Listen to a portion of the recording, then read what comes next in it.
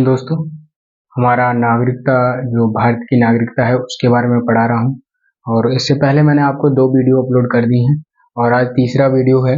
तो आज मैं आपको पढ़ाऊंगा जो भारतीय जो नागरिकता अधिनियम थे 1955। देखो, उस समय जो कानून बनाए गए थे तो उस समय की परिस्थिति को देखकर हम लोगों ने कानून बनाए थे, ठीक है। तो उसके बाद हमने क्या काम करा कि आगे चलकर 1955 में हमने कुछ संशोधन करे, ठीक है, नागरिकता में। और हमने उसमें क्या करा कि हमने कहा कि हम 5 तरीके से नागरिकता देंगे और 3 तरीके से हम समाप्त कर देंगे, ठीक है। तो चलिए स्टार्ट करते हैं। देखो, भाग नागरिकता का भाग की बात करें तो भाग 2 में आता है और अनुच्छेद कितने हैं? 511 हैं। मैं इसके बारे में पूरा डिटेल से पढ़ा चुका हूँ, 2 वीडियो अपलोड कर चुका हूँ, ठीक है। आज हमारी ये भारतीय नागरिकता की तीसरी वीडियो है, ठीक है। तो जो 1955 में अधिनियम बनाया हम लोगों ने, तो उसमें हमने 5 तरीके से कहा, 5 प्रकार से बातें कही कि हम 5 प्रकार से हम भारत की नागरिकता हम दे सकते हैं। देखो, 5 बातें कौन सी थी? सबसे पहले था कि जन्म के आधार पर, दूसरी बात थी कि वंश के आधार पर, तीसरी थी पंजीकरण के आधार पर, चौथा था देशीकरण और 5वां था अर्जित भूमि के आधार पर, ठीक है। तो चलिए एक एक करके इनके बारे में डिटेल से पढ़ते हैं। सबसे पहले हम बात करें कि जन्म के आधार पर। जन्म के आधार का मतलब हो गया किसी भी, मतलब किसी को भी उसका जन्म भारत में हुआ हो तो उसको हम मतलब क्या कर सकते हैं कि हम भारत की नागरिकता दे सकते हैं। इसका बहुत मिसयूज होने लगा, ठीक है। मिसयूज क्या होने लगा? मिसयूज होने लगा क्योंकि पाकिस्तान के या आते थे लोग, फिर यहाँ रहते थे, घूमने के लिए आए वहां यहाँ पर, और यहाँ पर किसी लड़की को मतलब अफेयर चलाया, प्रेग्नेंट कर दिया। तो उससे क्या हुआ कि उससे बच्चा पैदा हुआ तो वही आगे चलकर क्या बनता था कि आतंकवादी बन जाता था। अब उसका जन्म भारत में हुआ है ना, तो हम उसको नागरिकता दे देते हैं। उसके बाद जब भारत सरकार को लगा कि ये गलत चीज है, हमने गलत तरीके से बनाया, उसके बाद हमने इसमें क्या काम करा कि 1986 में संशोधन करा और उसमें हमने कहा कि माता या पिता में से कोई एक भारतीय हो, ठीक है, माता या पिता में से कोई एक भारतीय हो, तब हम उसको क्या काम कर सकते हैं कि उसको हम नागरिकता दे सकते हैं, ठीक है, उसके बच्चे को नागरिकता दे देंगे। अब भाई इसका भी मिसयूज होने लगा। इसका मिसयूज कैसे होने लगा? इसका मिसयूज होने लगा जैसे क्या काम करते थे कि भारत जो पाकिस्तान से लोग आते थे यहाँ घूमने फिरने के लिए आए और उन्होंने क्या काम करा कि यहाँ भारतीय जो महिला देखी उसके साथ विवाह कर लिया और उससे जो बच्चा को करा, बच्चे के होने के बाद फिर आतंकवादी वो बच्चा बन जाता था, ठीक है। तो हम उसको नागरिकता दे देते थे क्योंकि हमने कहा है ना 1986 में माता या पिता का कोई एक भारतीय हो, उससे अगर जन्म होता है बच्चे को तो हम नागरिकता दे देंगे। तो भाई इस चीज का भी मिसयूज होने लगा।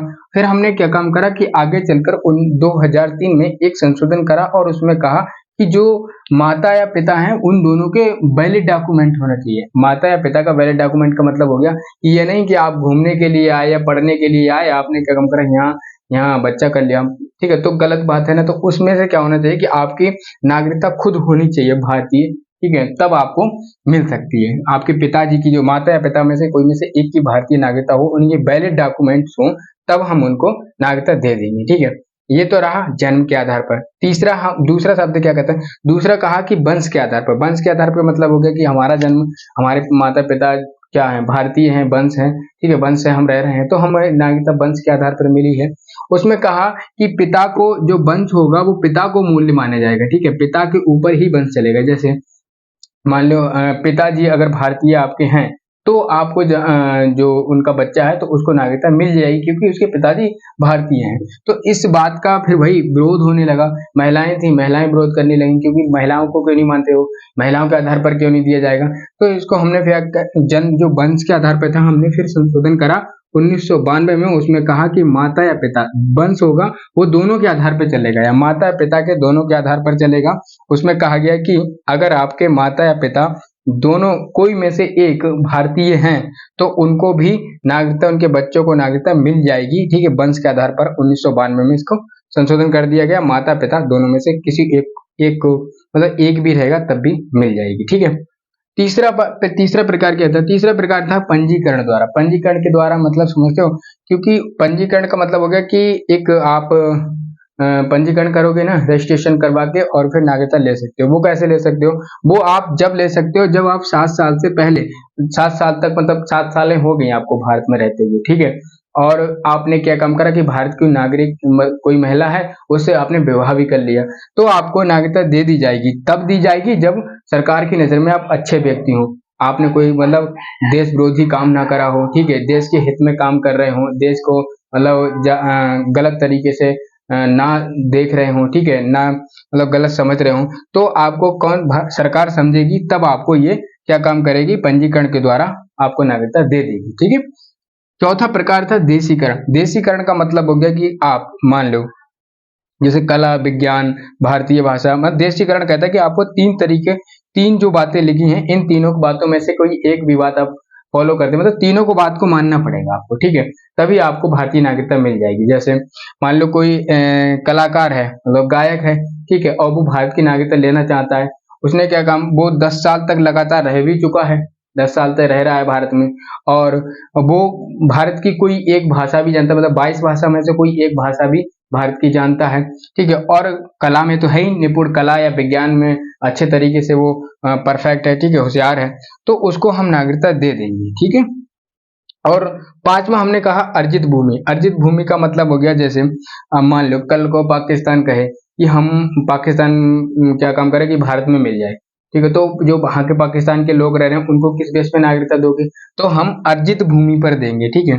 अब हम इसका एग्जाम्पल देते हैं, जैसे सिक्किम था, सिक्किम क्या पहले अलग देश था, उसको जब भारत में मिलाया गया 16 मई 1975 को भारत में मिलाया गया, और उसके जो लोग थे उनको हमने किस बेस पे वो दी थी, तो फिर अर्जित भूमि पर जहाँ उनके लोग रह रहे हैं, तो उनको हम अर्जित भूमि के द्वारा हमने नागरिकता दी थी, ठीक है।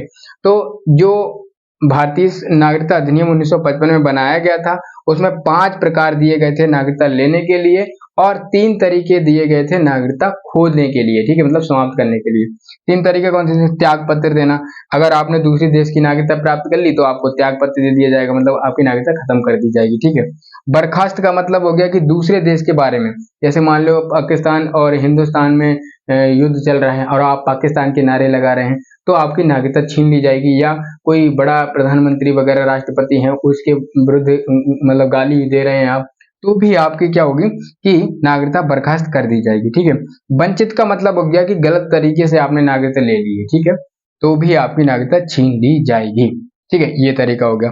देखो, जब तक नागरिकता का मतलब ये नहीं है कि आपको भारत से खदेड़ दिया जाएगा, निकाल दिया जाएगा, ऐसा कुछ नहीं है, बस 2-3 बातें हैं वो आपको मतलब मान्य नहीं करी जाएंगी। जैसे राजनीति है, राजनीति है तो राजनीति में जैसे वोट डालने का अधिकार छीन लिया जाएगा आपके से, ठीक है, और कोई भी जैसे ऊंचा पद है, राष्ट्रपति, प्रधानमंत्री, इन पदों पे आपको नहीं बिठाया जाएगा, राजनीति में चुनाव ही नहीं लड़ सकते, ना कोई पद ग्रहण कर सकते, ठीक है।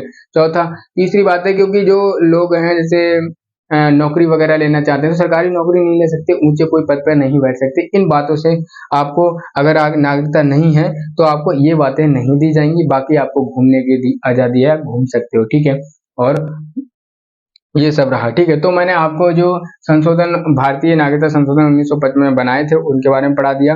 तो भारत की नागरिकता किस देश से ली गई है, तो ब्रिटेन से ली गई है, ठीक है, आपको याद रखना है। भारतीय नागरिकता किस तरीके की है, तो एकल नागरिकता है, इस बात को भी आपको याद रखना है, ठीक है। तो ये रहा तुम्हारा नागरिकता वाला टॉपिक आज से पूरा कंप्लीट